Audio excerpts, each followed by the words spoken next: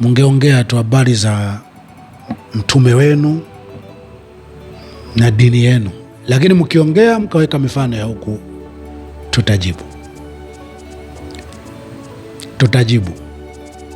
Ndio, mmejipa haki, mmejipa mamlaka ya kwamba nyie mna haki ya kukejeli, kukufuru, kusema chochote kwa habari ya dini, imani ya wengine. Ila sisi tukijibu, tukifafanua kwamba Yesu sio hivyo, Yuda sio hivyo, mnatukimbizia haraka sana kwenye, mna ubaguzi wa kidini, mna chuki ya kidini. Ila nyie kutuua, nyie kukufuru, kukejeli dini yetu, nyie hamna chuki ya kidini.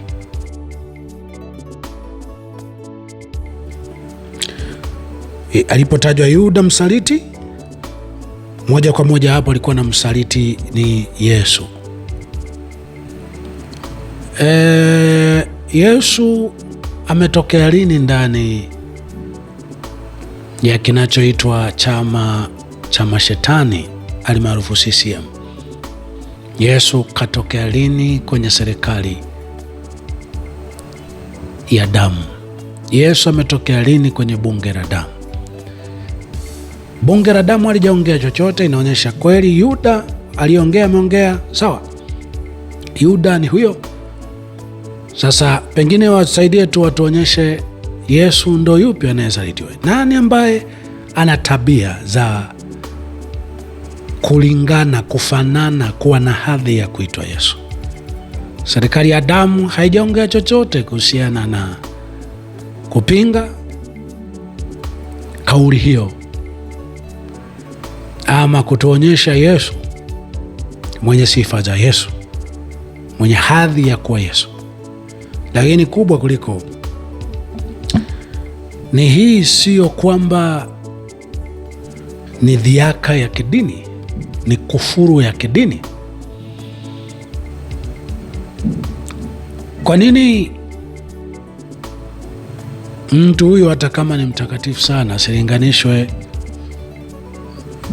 na mtu wa dini yao Muhammad? Unajiuliza, anyway, sio mzuri sana wa kuhangaika na mambo ya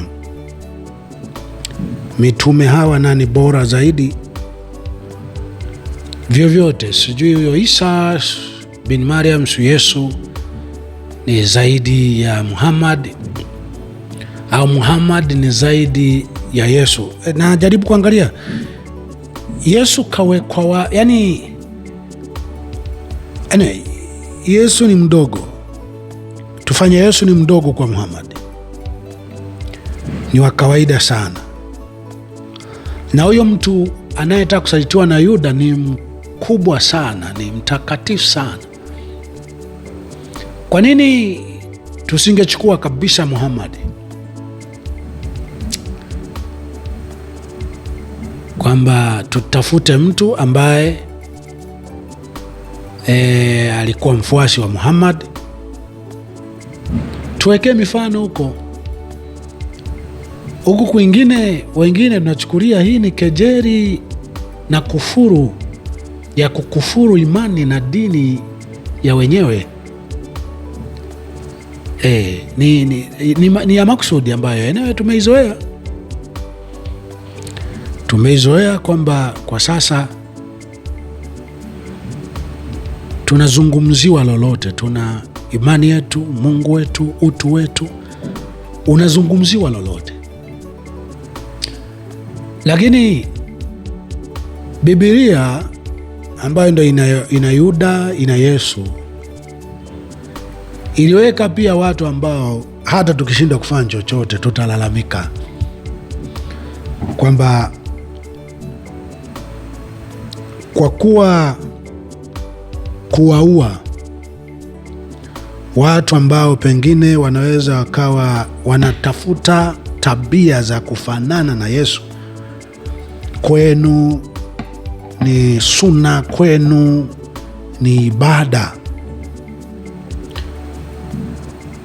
ni kuiona pepo, basi mungeongea tu habari za mtume wenu na dini yenu, lakini mkiongea mkaweka mifano ya huku, tutajibu.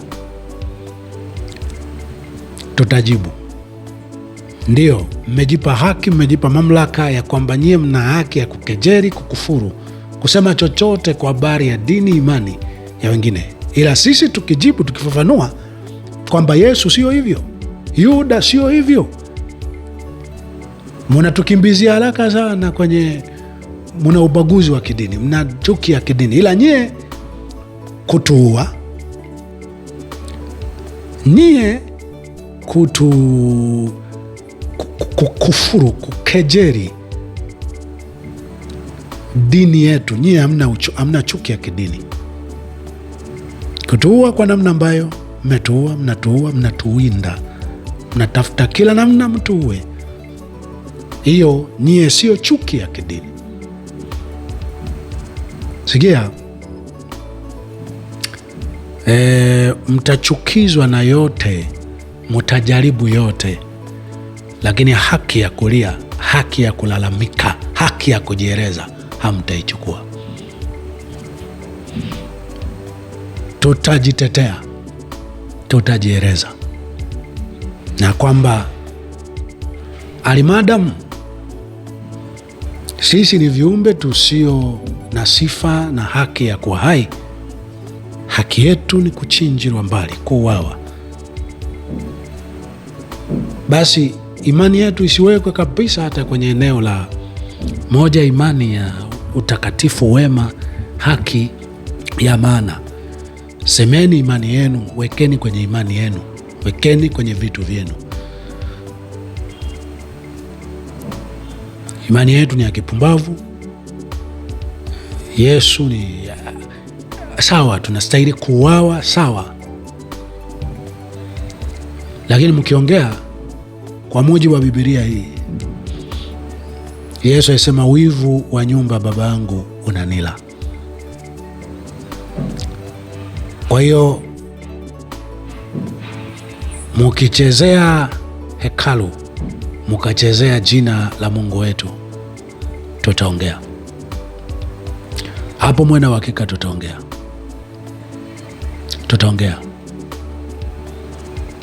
Kwa hiyo nimetaka tu kujua,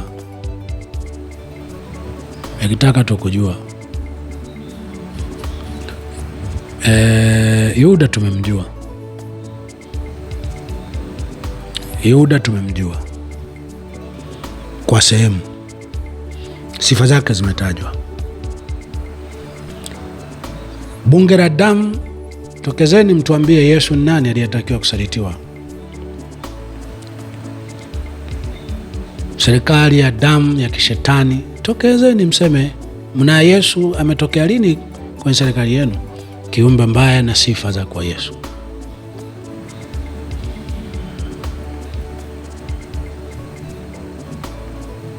La sivyo tutajitetea, la sivyo tutawapinga kwa nguvu kubwa, kwa dhana na makusudi maovu zaidi mnaendelea kuwa nayo.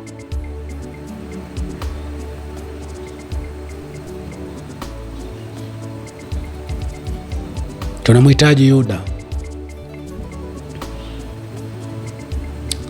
lakini mimi kwa maana ambayo nimetafsiri, hatumhitaji Yuda yule aliyemsaliti Yesu, kwa sababu Yesu hayupo wa kumsaliti. Mimi nisema tunamhitaji Yuda aliyepewa baraka na Yakobo. Tunamhitaji Yuda atokee, atuokoe walau kwa hali yenye unafuu, tunapomsubiri yule Yuda, yule Mwokozi na mkamilifu. Tutakapokuwa tunamsubiri, nasubiri baraka za Yakobo zimtawaze Yuda, tutawapinga sana mtakapotumia jina la Mungu. Tutawapinga sana takapotafuta majina ya dini ambayo sio yenu, mkawa mnajiweka majina humo kwamba nyie ndo hao. Tutawapinga sana, tutawapinga sana sana sana. Yuda naye mgoja ni kusomea na anarudia tena napomaliza katika Mwanzo 49 mstari wa 9. Yuda, nianze mstari wa 8. Yuda, ndugu zako watakusifu, mkono wako utakuwa shingoni mwa adui zako, wana baba yako watakuinamia. Yuda ni mwana simba kutoka katika mawindo. Mwanangu umependa, aliinama akajilaza kama simba, na kama simba mke ni nani atakayemwamsha? Fimbo ya enzi haitaondoka katika Yuda, wala mfanya sheria kati ya miguu yake, hata atakapokuja yeye mwenye miliki, ambaye mataifa watamtii. Tunasubiri ukombozi kamili. Tunamsubiri yeye atakayemiliki, ambaye mataifa watamtii. Lakini wakati huu tunaipokea baraka ya Yakobo ambayo inamfanya Yuda walao kuleta nafuu kwa ndugu zake.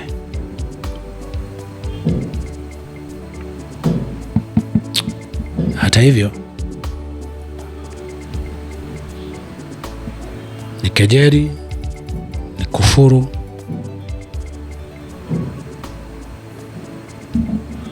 ya daraja la juu sana.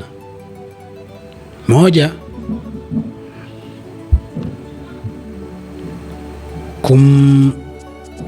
kumshetanisha, kumdogodesha, kumpaka rangi ya ushetani Yesu na kuonyesha kwamba ndani ya chama cha mashetani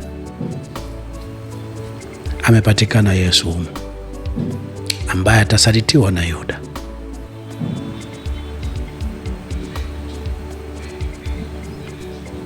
Mbili, kwamba Yesu badala ya mutumie mifano ya dini mnayoita ya haki,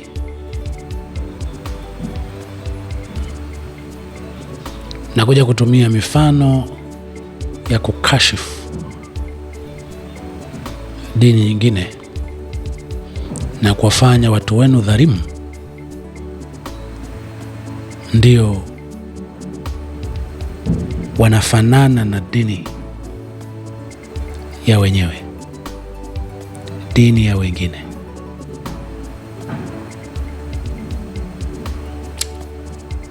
Tawapinga sana, tawapinga sana, tawapinga sana. Ndio, kichaa kashika bunduki, kichaa kashika upanga, na anaangalia kila anayepiga kelele, anayelia mahali, ndiye anaenda kumfyeka.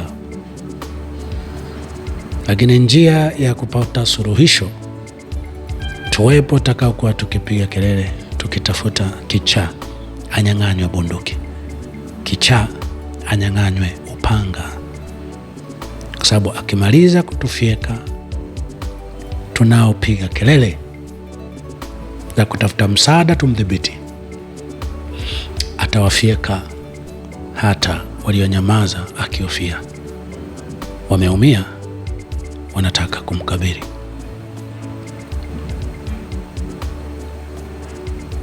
Naamini haya nimefanua sana, mwenye kufahamu najua meshafahamu kubwa kuliko. Hebu ongeleni habari za dini yenu, wekeni mifano ya watu wa dini yenu, kwa sababu hii dini imeshaitaja haramu kwa maneno kwa siku nyingi, na sasa mmedhihirisha chuki ya wazi kutuweka kwenye wakati mgumu. Watu wa dini hii tulionyooka. Hivyo tumieni mifano tu ya dini yenu hiyo iliyo kamilifu. Kigusa hii ambayo mmekuwa mkiitukana wakati wote, mtakuwa mmetugusa moja kwa moja na tutajitetea, hata kama mmeamini hatuna haki ya kujitetea. Asante na hongera kwa kunisikiliza.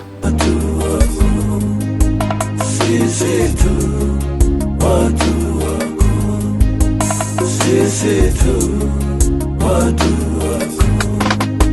Njoo Bwana, njoo Bwana, njoo Bwana, njoo Bwana, njoo na njoo Bwana.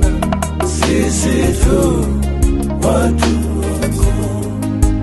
Njoo Bwana, njoo Bwana, njoo Bwana, njoo Bwana, njoo na njoo Bwana.